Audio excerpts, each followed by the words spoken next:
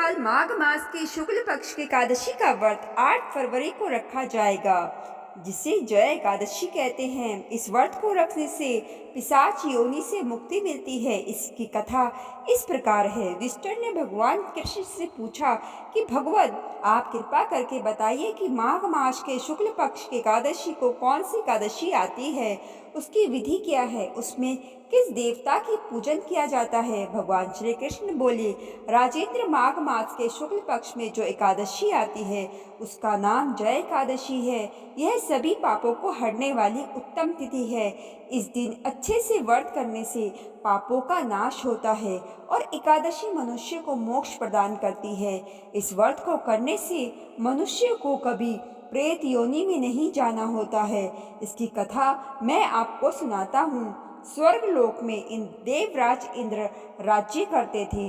देवगण परिजात वृक्षों से युक्त नंद भवन में अप्सराओं के साथ विहार कर रहे थे। 50 करोड़ गंधर्वों के नायक देवराज ने इच्छा अनुसार वन में विहार करते हुए बड़ी खुशी से नृत्य का आयोजन किया। गंधर्व उसमें गान कर रहे थे, जिनमें पुष्पदंत, चित्रसेन और उसका पुत्र 3 लोक प्रधान थे।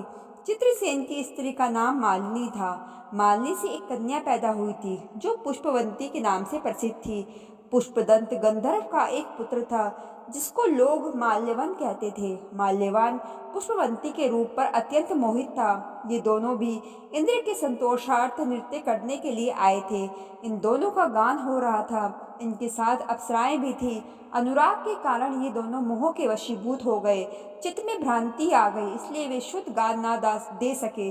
कभी ताल भंग हो जाती थी तो कभी गीत बंद हो जाता था। इंद्र ने इस प्रमोद पर विचार किया और इसे अपना अपमान समझकर कुपित हो गए। इस प्रकार दोनों को श्राप देते हुए बोले, ओ मूर्खो, तुम दोनों पर धिक्कार है।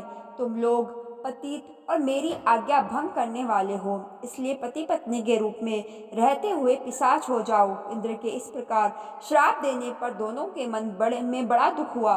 वे हिमालय पर्वत पर चले गए और पिशाच योगिनी को पाकर भयंकर दुख भोगने लगे।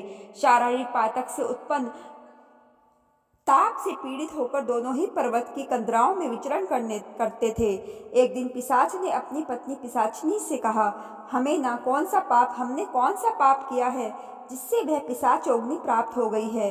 नरक का कष्ट बहुत भयंकर है और पिशाच योनि भी बहुत दुख देने वाली है, अतः पूर्ण प्रयत्न करके पाप से बचना चाहिए।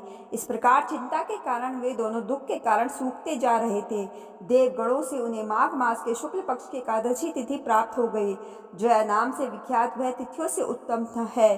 उस दिन उन दोनों ने सब आहार त्याग दिए। उन्होंने जलपान भी नहीं किया, किसी जीव की हिंसा नहीं की, यहाँ तक कि खाने के लिए फल भी नहीं काटा। दुखी होकर वे पीपल के पेड़ के पास बैठ गए। सूर्य अस्त हो गया। उनके प्राण हर लेने वाली भयंकर रात्रि उपस्थित हुई। उन्हें नींद नहीं आई। वे रति या और कोई भी सुख नहीं पा सके। सूर्योदय हुआ, द्वादशी का दिन आया। इस प्रकार उस पिशाच दंपत्ति के द्वारा जया के उत्तम व्रत का पालन हो गया। उन्होंने रात में जागरण भी किया। उस व्रत के प्रभाव से तब भगवान विष्णु की शक्ति से उन दोनों का पिशाचत्व दूर हो गया। पुष्पवंती और माल्यवान अपने पूर्व रूप में आ गए। उनके दिल में वही पुराना स्नेह उमड़ रहा था। उनके शरीर पर पहले जैसे ही अलंकार शोभा पा रहे थे। इन दोनों मनोहर रूप धारण करके विमान पर बैठे और स्वर्ग लोक में चले गए। वहां देवराज इंद्र के सामने जाकर दोनों ने बड़ी प्रसन्नता के साथ उन्हें प्रणाम किया। उन्हें उस रूप में देखकर इंद्र को बड़ा आश्चर्य हुआ। उन्होंने पूछा, बताओ, किस पुण्य के प्रभाव से तुम दोनों को पिशाचत्व दूर हुआ है? तुम मेरे श्राप को प्राप्त हो चुके थे, फिर किस देवता ने तुम्हें इससे छुटकारा दिलाया है? माल्यवान बोला, स्वामी, भगवान वासुदेव की कृपा और जय एकादशी के प्रभाव से हम पिशाच योनि से मुक्त हुए हैं। भगवान श्री कृष्ण कहते हैं कि राजन, इस कारण एकादशी का व्रत करना चाहिए। नरश्रेष्ठ, जय एकादशी ब्रह्म हत्या का भी पाप दूर करने वाली है।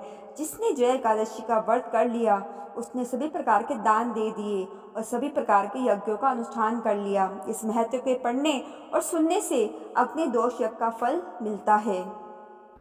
तो दोस्तों, ये थी जय एकादशी की कथा। इस कथा को ज़्यादा से ज़्यादा लोगों में शेयर करना बिल्कुल मत भूलिएगा और मेरे चैनल को सब्सक्राइब करना भी बिल्कुल मत भूलिएगा। राधे राधे। ओम नमो नारायण।